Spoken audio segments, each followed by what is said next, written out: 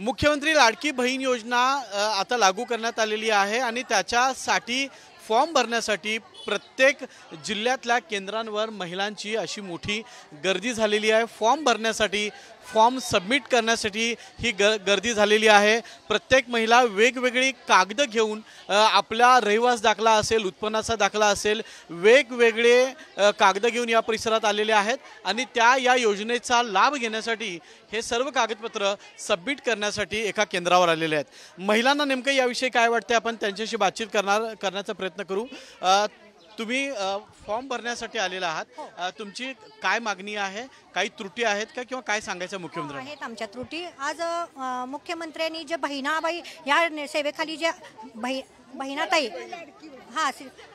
मुख्यमंत्री लाडकी बहीण या नियोजनाखाली जे महिलांसाठी सुविधा चालू केली ती अत्यंत चांगली आहे। पण त्यामध्ये काहीतरी कागदोपत्रामध्ये जर घटस्फोटित असतील आणि त्यांना घटस्फोट पण मिळालेला नाही आणि आईकडेही ते आश्रित आहेत, त्या महिलांनी कुठला उत्पन्नाचा दाखला जोडायचा किंवा आईचं सहकार्य घ्यायचं की मिस्टरांकडून दाखला मिळवायचा, ह्या योजनेअंतर्गत जे काही चालू केलेलं आहे त्या कागदपत्राची पूर्तता महिलांनी कशी करावी ह्याबाबत आमची थोडीशी महिलांची विचारसरणी किंवा महिलांची जी अवस्था झाली आहे की काय करायचं काय नाही त्या संदर्भात इथे माहिती उपलब्ध करून द्यावी आणि त्याबद्दल ज्या महिलांना लवकरात लवकर इथे त्या माहिती संदर्भात सुविधा काय काय आणलेले कागदामध्ये? मी काय नाही, फक्त रेशन कार्ड, आधार कार्ड, झेरॉक्स आणि उत्पन्नाचा दाखला,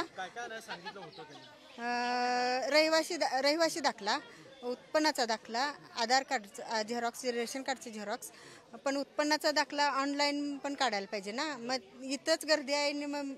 आणि उत्पन्नाचा दाखला मेन म्हणजे म्हणजे महिलेच्या नावावर काढायचा का तिच्या पतीच्या नावावर काढायचा हा एक संभ्रम आहे। काय सांगाल तुम्ही योजनेचा लाभ घ्यायला आलाय? योजना खूप चांगली केली ते सरकारने, सर्वच महिलांना याचा लाभ मिळावा यासाठी शासनानं म्हणजे जी 15 किंवा 20 तारीख जी मुदत दिली आहे ती किमान अजून एक महिनाभर त्यांनी वाढवावी, कारण डोमिसाईल किंवा उत्पन्नाचा दाखला निघण्यासाठी 8 ते 15 दिवस अवधी लागणार आहे आणि इतकं म्हणजे प्रत्येकच आता चावडीमध्ये इतकी गर्दी असणार आहे, त्यामुळं जे कच्ची कागदपत्र आहेत ती मिळवण्यासाठी सुद्धा 2-2 दिवस लागणार आहेत, त्यामुळे मुदत वाढावी ही माझी इच्छा आहे। मुख्यमंत्री लाडकी बहीण एकनाथ दादा तुमचं खूप मी आभारी आहे, कारण शेतकऱ्यांना पैसे दिले, सगळ्यांना पैसे दिले तुम्ही, पण ह्या लाडक्या बहिणींनी 1,500 देऊन मनसोक्त समाधान केलं, ह्याच्यासाठी मी तुमची खूप खूप आभारी आहे। महिलांच्या वेगवेगळ्या क्युरीज आहेत, या सॉल्व करण्यासाठी किंवा याचं निरसन व्हावं यासाठी चावडीच्या ठिकाणी महिला मोठ्या प्रमाणामध्ये इथं दाखल झालेल्या आहेत। जी नियमावली दिलेली आहे ती नियमावली अजूनही क्लिअर होत नाही असं महिलांचं मत आहे। नेमकी कुठली कागद यामध्ये लागणार आहेत, कशा पद्धतीनं ती भरायची आहेत, महिलेचं उत्पन्न आहे की पुरुषांचं उत्पन्न आहे या संदर्भात सुद्धा त्यांना अनेक प्रश्न आहेत। आणखी एक महिला तिचं गाणं मांडते, काय तुमची मागणी आहे? सर, मी सध्या आता घटस्फोटित म्हणून राहते आईकडे, तर ह्याच्यासाठी मला काय सुविधा म्हणजे काय कागदपत्र गोळा करावी लागतील हे मला जाणून घ्यायचं आहे।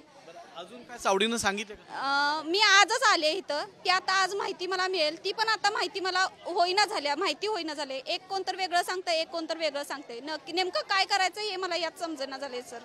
मुख्यमंत्र्यांनी जाहीर केलेली जी घोषणा आहे याला अत्यंत चांगला प्रतिसाद मिळतोय, मात्र कागदपत्रांमध्ये ज्या काही त्रुटी आहेत, कुठली कागदपत्र नेमकी आणायची आहेत याबद्दल थोडं महिलांमध्ये संभ्रम आहे। हा संभ्रम दूर करावा अशी मागणी तमाम या महिलांच्या वतीनं होताना आपल्याला दिसते आहे। कॅमेरामॅन सचिन सावंत सोबत मी रणजित माजगावकर, साम टीव्ही, कोल्हापूर।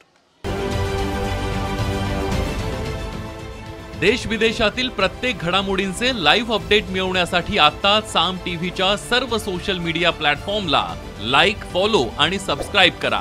तसंच सर्व नोटिफिकेशनसाठी बेल आयकॉन प्रेस करायला विसरू नका।